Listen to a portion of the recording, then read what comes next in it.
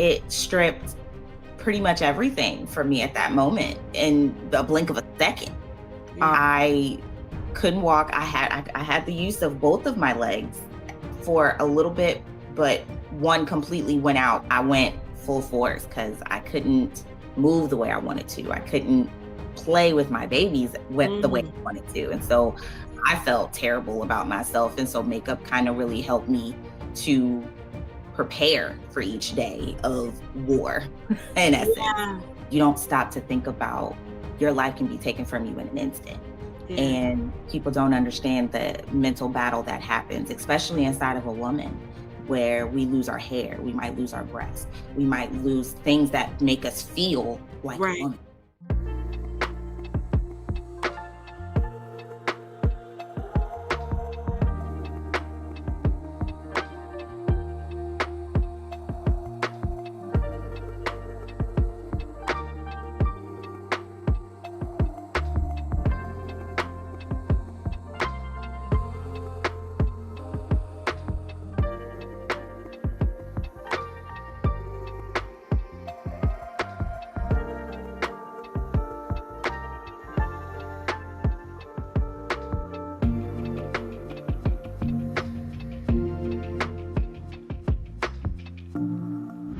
Hi, and welcome to another season of the Woman Witness Podcast of Stories at the Well.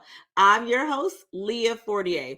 Here on this platform, we bring to you voices of women that are out there making a positive impact in their lives, in the community, in the world around them. Women who have a story to tell.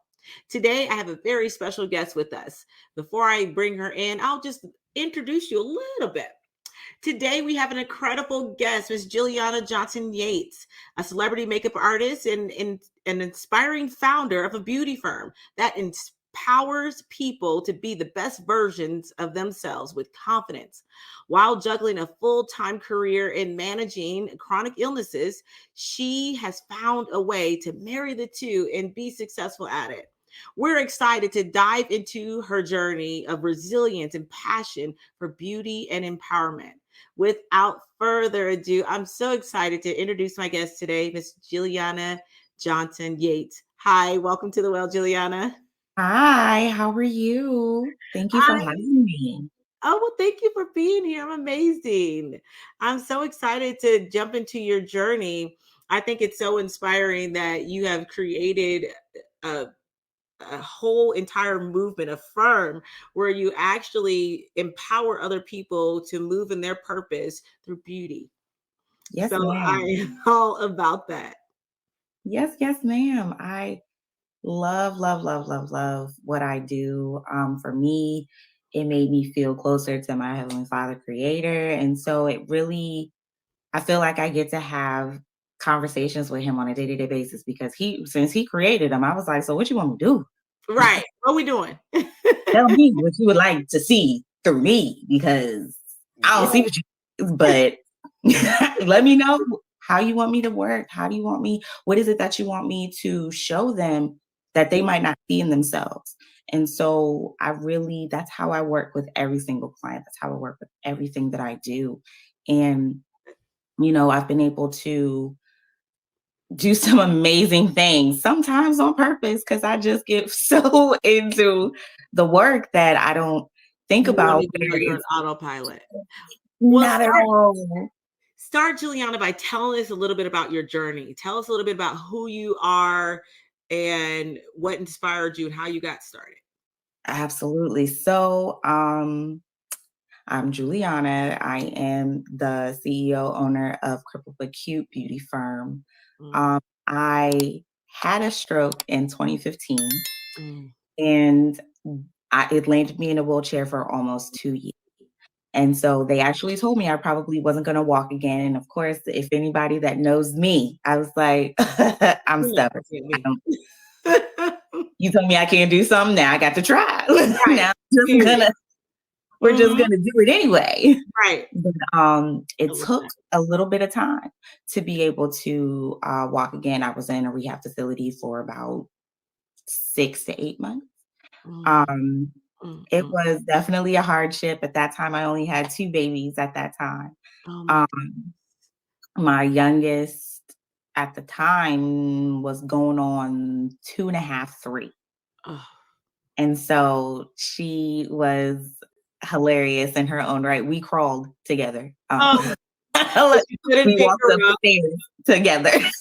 Yes, but You girl. couldn't pick her up. You couldn't hold her. Nothing. Yeah. And she would come hang out with me in my hospital bed. We'd eat snacks, and and I grew up with boys, so I'm the youngest of 7. And Oh. so when I tell you something, I was the Thomas boy that you could probably ever find.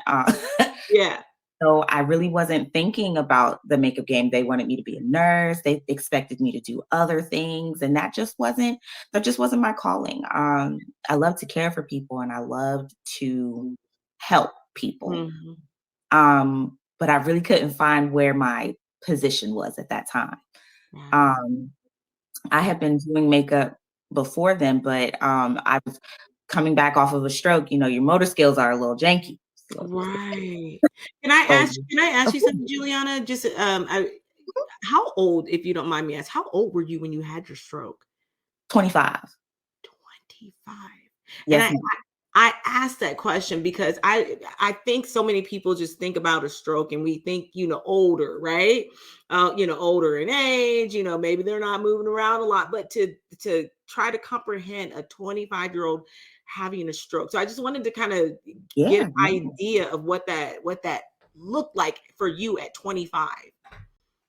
For one, What I was was in my prime. I was it? in my Right. prime. Right.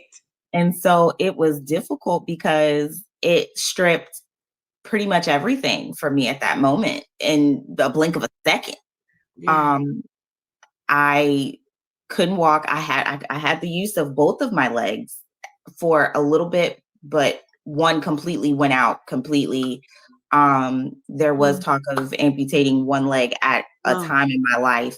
And it had gotten to the point where, because that leg wasn't doing what I wanted it to do, I was ready to be like, look, I'd rather learn how to walk again with one and do come some of on. these things than struggle with this one I got. It's getting on my nerves now.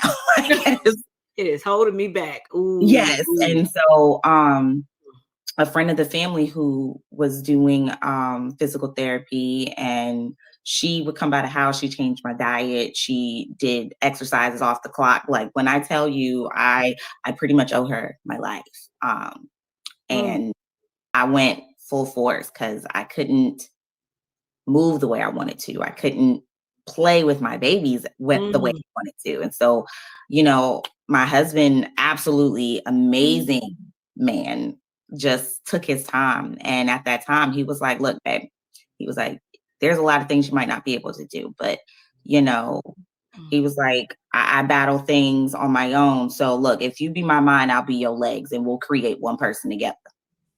And I was like, Ooh. okay, Ah, like, I guess, all right. And yeah. we moved as one. Like, you Wow. saw him, you saw me, you saw me, you saw him. So Yes.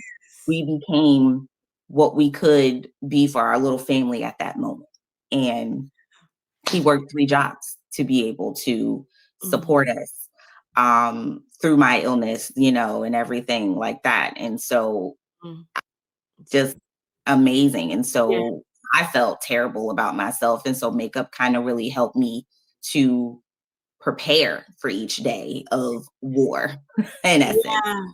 And Yeah. so it was Mhm. definitely, I could bury how I was feeling because I didn't look the way that I felt. Um, and so that made me think internally about everybody else who might be battling with some sort of invisible illness, battling with some sort of problem that might not be so easily seen outward. It was all inward. So the name of my company came from a hashtag. My husband used to call me Crippled But Cute because I was on my rollator thinking I was that bad chick on a rollator. I'm so cute. Yes, ma'am. And he was like, okay, Miss Crippled But Cute. Yes, ma'am. I was like, yes, sir. I'm moving.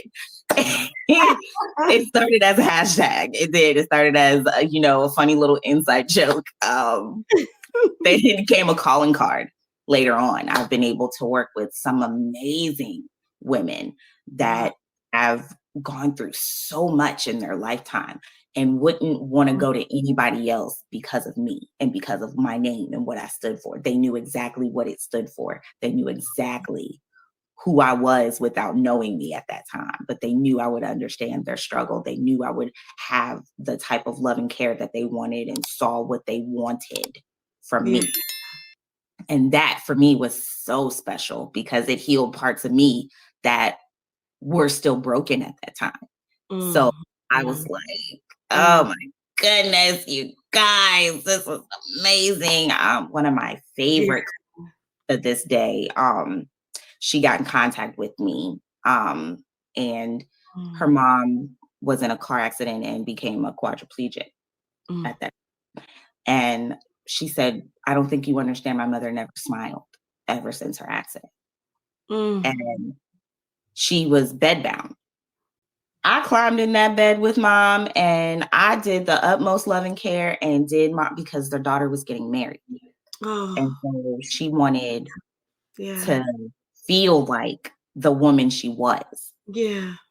And when I tell you, when she saw herself, I did her hair, we did makeup, and when I said, you look so pretty. I said, it's all right. I said, we gonna get you together because you're the mama and we gonna take precious care of you. And so because you knew what that felt like. You knew what you needed in that moment that you were able to relate. I love that so much.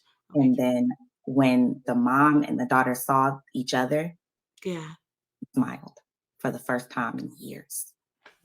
And when I tell you a few days later, she called me and she said, Julie, I just wanted to let you know that my mom passed away, but she passed away with such a smile on her face. To this day, like that will always be a special moment for me that they allowed for me to be. Because you don't stop to think about your life can be taken from you in an instant. And people don't understand the mental battle that happens, especially inside of a woman, where we lose our hair, we might lose our breasts, we might lose things that make us feel like a woman. And we don't stop to consider the mental battle that happens. Well, am I still attractive? Am I still this? Do I still have a level of femininity that still sits inside of us? And I always wanted to tell people, I said, if you lost it, I'll plant a small seed of what I have that's in myself and let your own femininity grow from what I give you.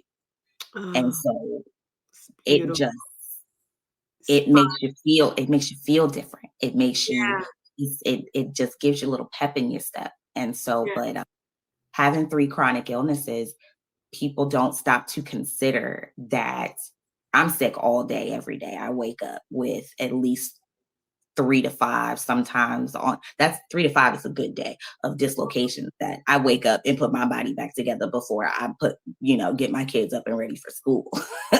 And so it's a mental thing that you have to take a moment, breathe, snap your body back in, put your body back intact before you're like, all right, here we go now. It's time to go.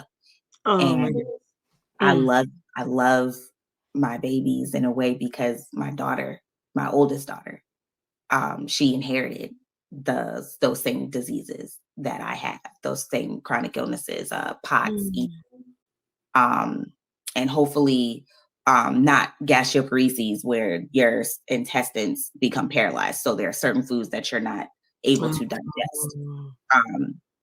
What was the first one? What was the first one, Julianna? POTS, positional orthostatic tachycardia syndrome. So heart condition, but it's also an autoimmune disorder where it attacks your autonomic functions, everything that you don't stop to think about, like your inability. Like I could walk outside in a hoodie and some shorts and some boots and be perfectly fine in 90-degree weather. Oh no! Everybody else is like, "What are you doing?" I'm like, I'm comfortable. I don't know. I don't know. And so like it's, but nobody knew about the internal battles where I would go do a fashion show. Right after the fashion show, I'm in the hospital for 2 or 3 days. Nobody would talk. Oh yeah, nobody understood that I prepped my body for certain big gigs because I knew either I was going to be in the hospital or I was going to be in the bed for the next 4 to 5 days. Oh, And wow. so my husband would have to change his schedule so that on that period of time that I'm down, he's waking up, getting the kids off to school, going back to work, coming back home, checking on me. So when I say we had a system, yep, but Wow. doing that, I was able to retire him from 2 of the jobs that he was working back in the day. So bringing in at least a small token of an income back then. And, a little bit now, because now, I got 4 now. It is different too. It's different. Right. But, I move very specifically because I want to be there for my babies in a way that they see me all the time. Let me ask you, Julianna. Now, when you found out that you were diagnosed with these illnesses, did you know it at an early age? Was it something that you had to grow into? Did you just find out? How did that After happen? the birth of my second child, my daughter, Really? all of the symptoms hit all at once. All at once. And so I was like, hold fast, wait a minute. Oh What my is here? God.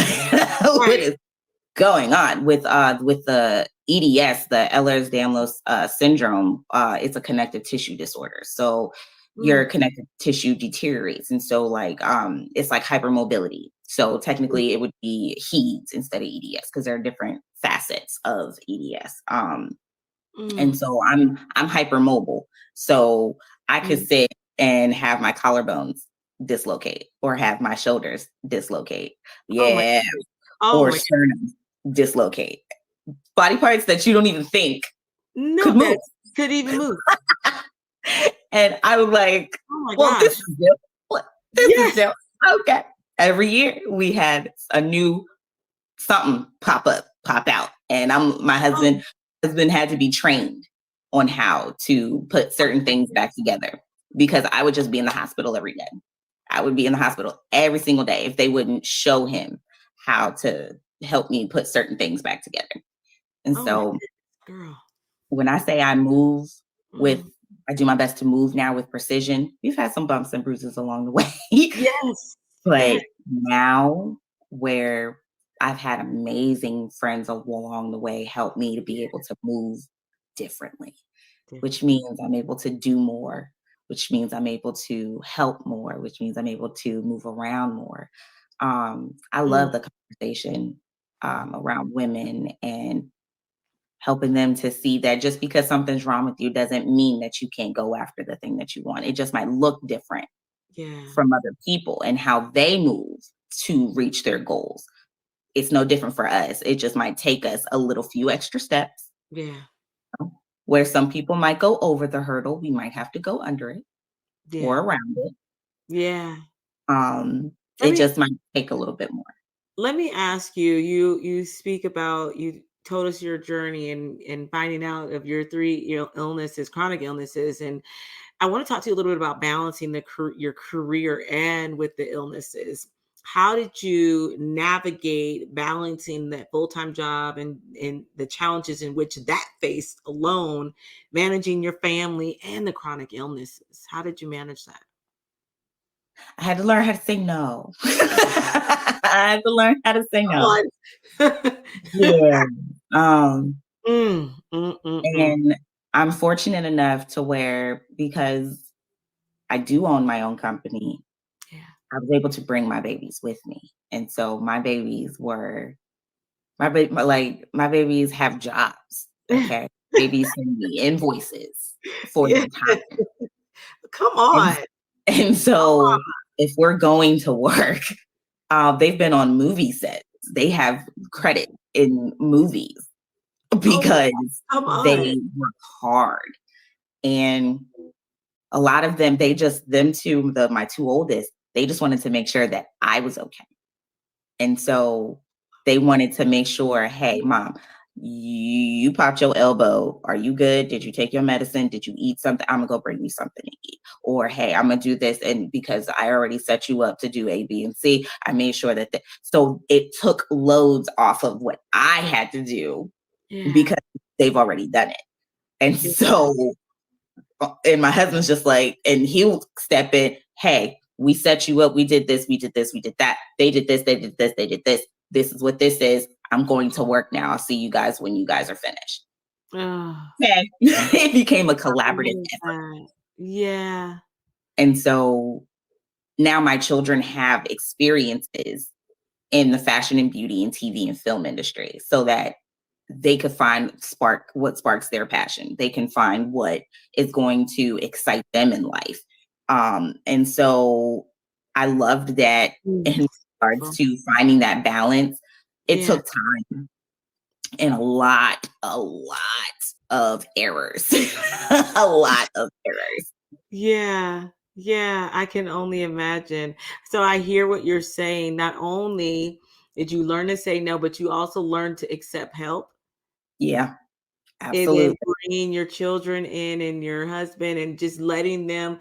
And it's so interesting how I see it come full circle, like what you said, that they learn too. They now can take away these experiences that the average kid their age probably would never have an opportunity to have. No, and Amazing. I love that for me because I Yeah. wanted to teach my kids the entrepreneurial spirit long on because my mom taught it to me, her mother taught it to her.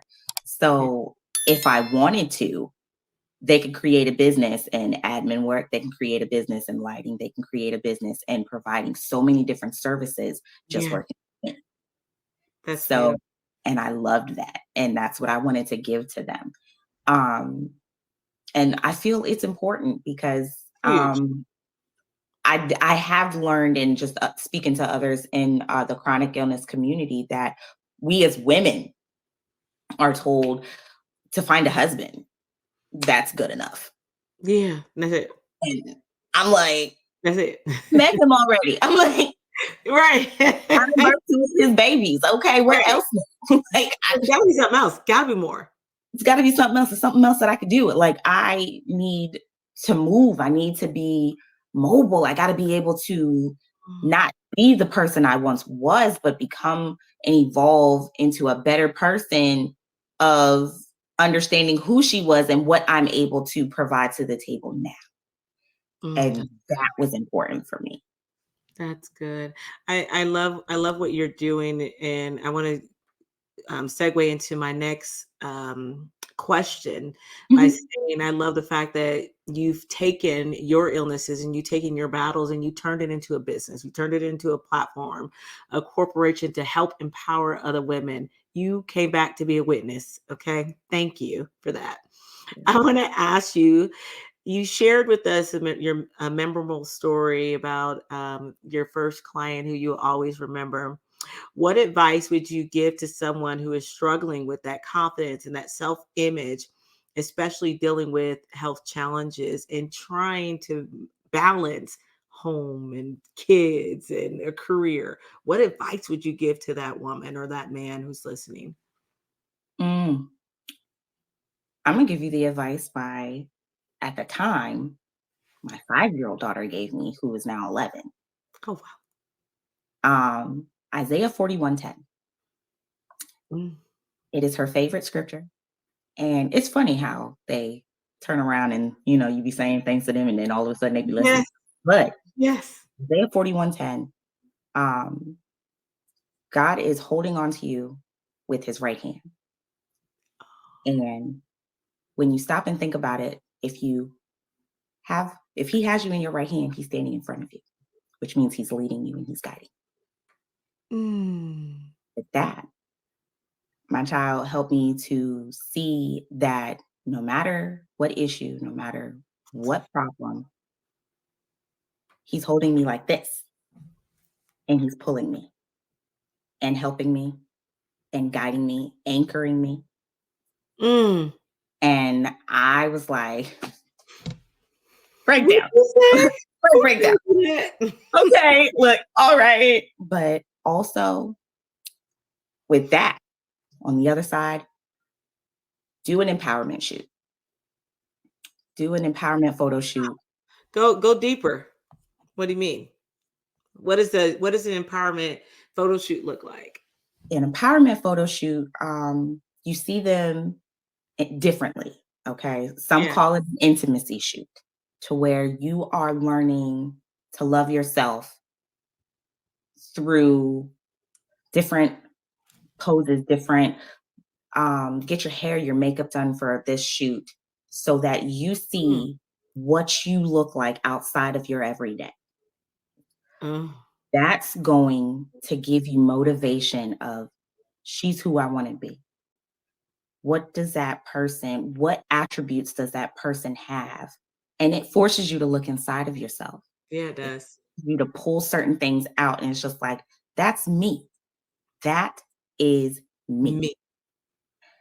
So now I don't have to live vicariously through her. It's me. Let me walk in it. Keep it pushing. Let me walk in it and keep it pushing, because again, he's guiding me. He's not going to let me fall. He's not going to allow me to slip. If you slip, he got you. He got you leading, because he's in front of you. That's and good. I was like, that is wild.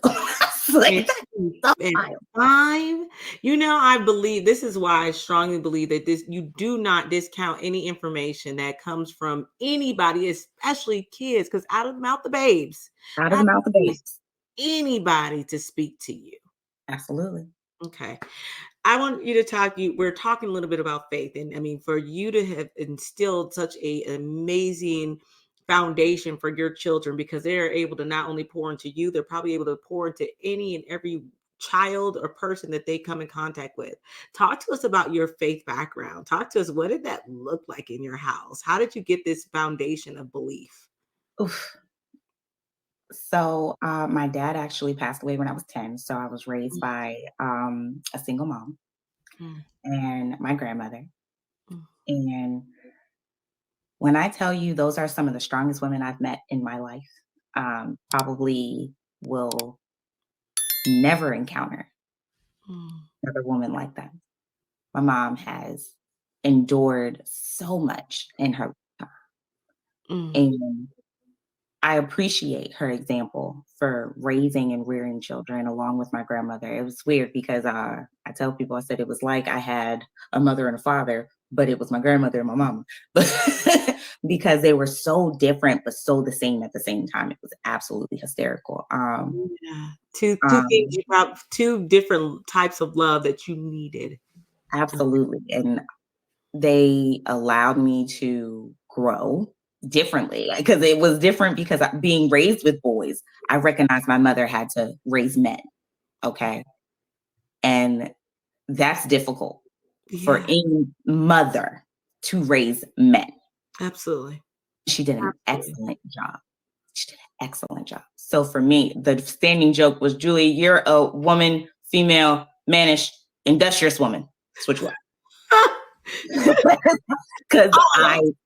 Because I took all of this, I took all of the knowledge that she gave me, because she followed the scriptures and she followed them into understanding, take me out of it, put your name there. Do you wish to follow this? Does Julianna wish to do this? Is Julianna? And I would be like, she needs to stop saying my name, because what if I don't? I don't see it in there.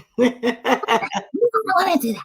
And then later on, when you step outside of it, but it's there, it's instilled in you. So then when you go and do something different, and then you're like, oh, that was okay. I understand why she said it now. Okay. All right.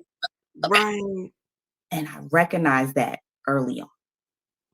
So there was a lot of things I just wasn't interested in doing. They used to call me mama in high school. They would be like, oh, Julie, you're not going to party. And somebody's got to get everybody home safely. Like, no, excuse me, get off the table. What are you doing?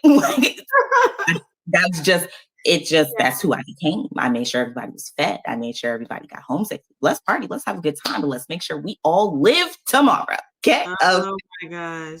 Yeah. And that was from my grandmother. My grandmother, if you're going to make a decision, make it your decision, not any decision. And so I kept So they were able, I love what you said. And I want to say this. I listen to a pastor who says this all the time. You have to be able to find yourself in the scripture. And I Yes. love the fact that your mom put you in scripture. You know, I can honestly read any chapter, any verse, and I'm like, oh, that's for me. I can see me in it. And I think Look, it's so important, right? It's important to always find yourself in the scripture. Okay. absolutely. No, absolutely. And sometimes you take that moment and you take that energy because, you know, I train my children to do your best to live by Bible principle. Do your best.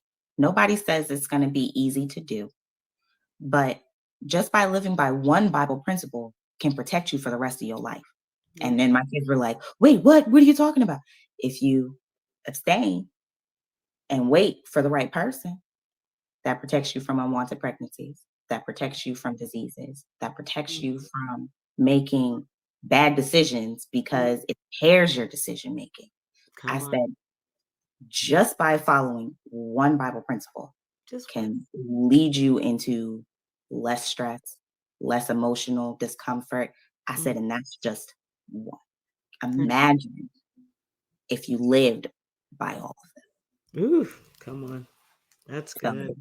that would be the true nature of enjoying what is a happy life. That's good. Hold on, and I want to just piggyback off this for those who are listening, and you say to yourself, I don't even know about the scripture. Pull up the 10 Commandments. You can Google it. Pick one. Share with your kids. Pick one. That's it. And I love it so much because I will tell you the one that I did not like because I just never understood it. That, like, honor your mother and your father. And I hate to say that. And that's not the fact I didn't like it, but I felt like there are times, and I have a long extensive story that I can go into, but we don't have time. It's not about me. That I didn't feel like it. Okay, I just did not feel like it. But if they was wrong, do I honor them when they're wrong? Right. What if they speaking crazy? Do I honor them when they speak crazy? I trust. I know exactly what you're talking about. But I kept to it. I did, Julianna, and you're right. And I look back at it, and there was times where I know I could have went off and said everything underneath the sun. There's things that was buried under the earth, and I could have done it and probably been right. But I kept to it. So that's good, Julianna. Okay, let me ask you a question. I gotta calm down. This is not about me. What in I love what you said. I love what you said about your children, and I love what you're instilling in them. There's some question I wanted to ask you. What inspires you to keep going? My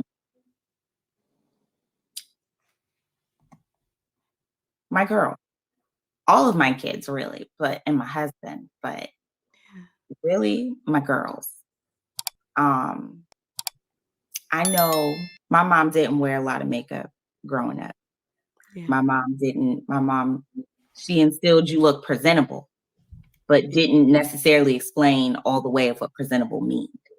And so, like, I could put clothes on and I could look nice. Okay. Yeah. Yeah. But as far as when you're doing hair, makeup, putting on, when you feel when you thoroughly understand that your representation of your creator, who is the most high, you look at yourself different. Absolutely. And so for me, I wanted my girls to understand that when you represent your heavenly father, how does that make you see? What would you wear to represent him? And it comes in very, different variations, but I wanted them to be able to feel their own style. But also, I wanted them to understand that people are going to tell you that you are unable, incapable of doing things because of your illnesses and because of the things that you have endured. Me and my oldest daughter have spent 36 hours in hospitals, and we have a bag. We watch movies, we got snacks, we got chargers, we got books, like we just hang out. We know what it is. Yeah. We got planners. We're going over the schedule for what it looks like. If she's coming on jobs with me, we're planning what looks are going to be, styling different clients from either a hospital bed or a hospital waiting room we got things to do. Mm. And helping her to understand that you can when others tell you you can't. Because that is their limitation that they put on you, not yours. You don't have to accept it. Exactly. And so that is, I'm living proof that they told me I couldn't. They told me I could never. And I was like, okay. And my husband was like, thank you, because now she's going to fall down the stairs at least a good 6 times. Appreciate it. Because I was like, and you know, I'm going to try. Because they said I couldn't, and I'm going to be like, take a video. Watch me walk up these stairs by myself.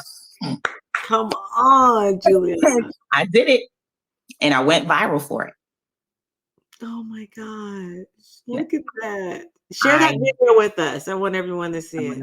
I will. And I was with my babies.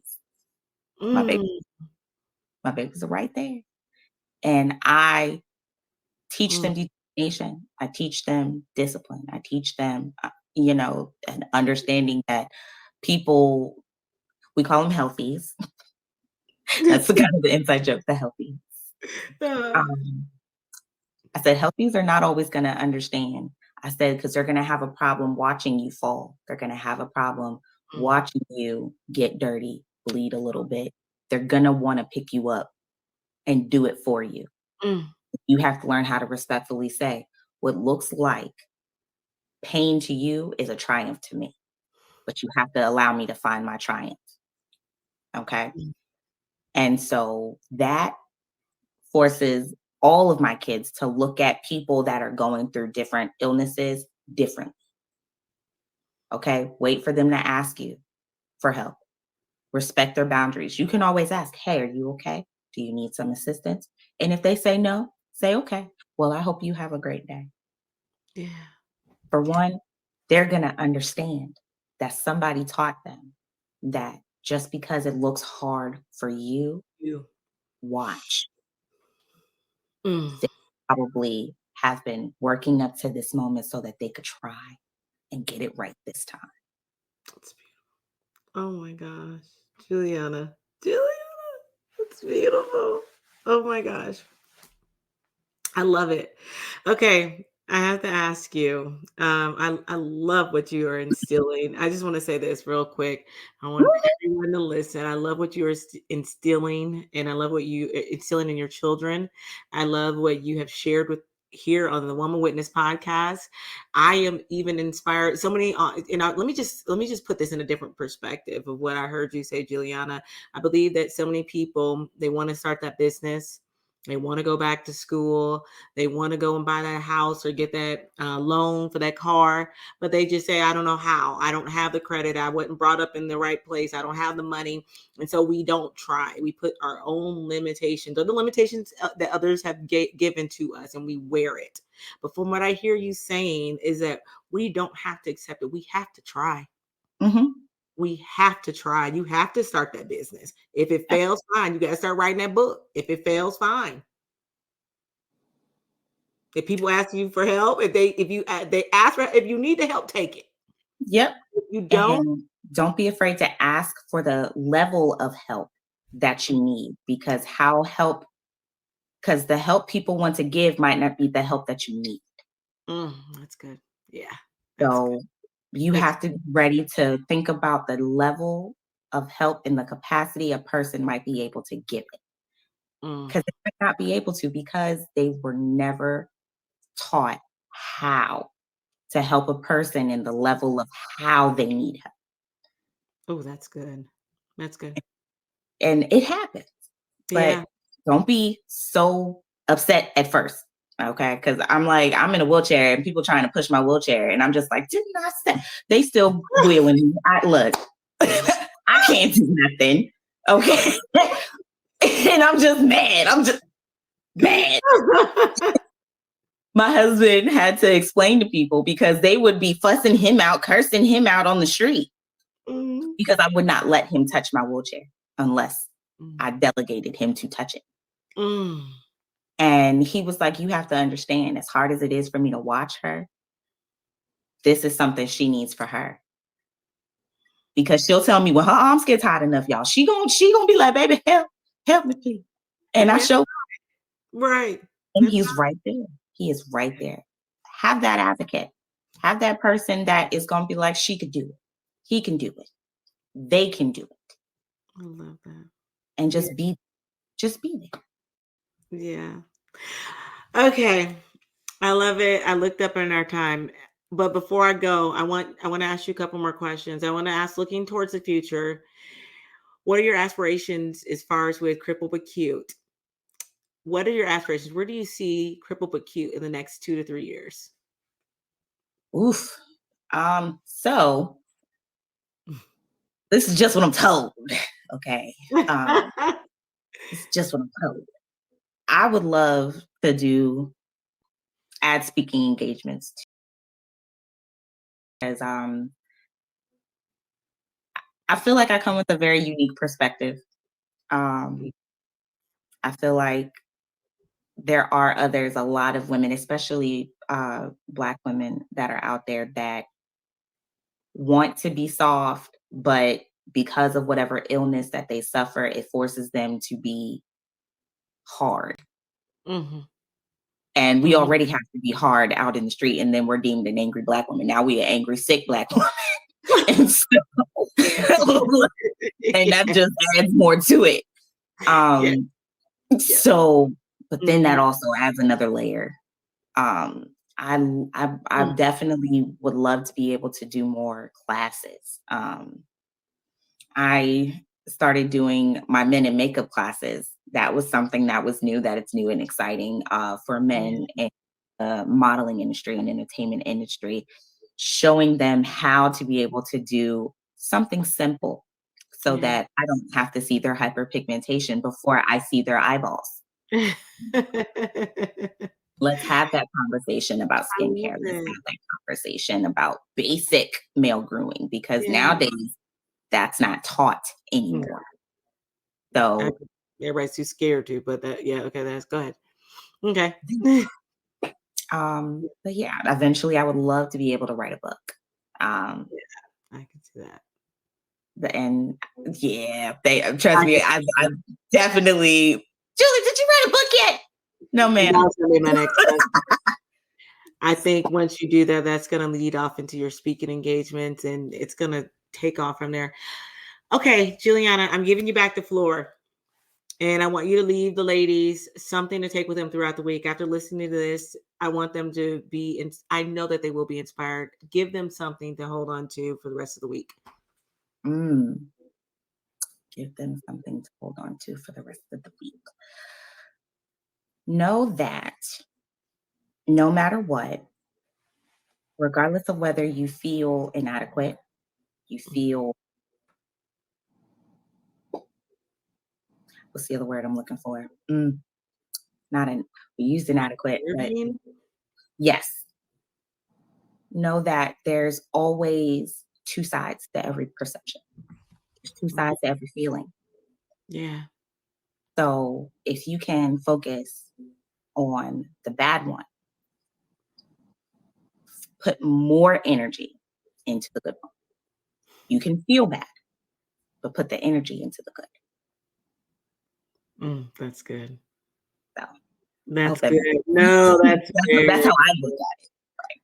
That's good. Don't get caught up on that same story, that same thing that goes on and on. This is bad. This is why it'll never happen. You can't do this. Get focused on the good. Feel it. Feel that moment. Take that 15-minute pity party. Don't let it go over that. 15-minute pity party. And then after that, feed the positive. Feed it like a hungry monster. Yeah. Yeah. You have to silence that noise, silence those doubts, that negativity, and start feeding what works for you, what gets you motivated, what gets you pumped. I love your story, Julianna. Thank you so much. Julianna, where can we find you? Where can we follow you on social media? So I am on Facebook under Julianna Yates, Yates. You'll see me and my husband. I'm giving him a kissy face with red lipstick. Uh, that's just us and the craziness of life. On Instagram, you can follow me under Crippled But Cute _artistry. So that's how you can find me on social media. We are putting up our new website for the beauty firm. So it'll be the Crippled But Cute .org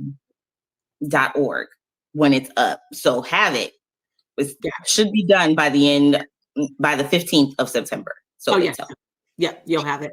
Also, how can we, if we want to book you or if we want to pour into your organization, how can we go about doing that?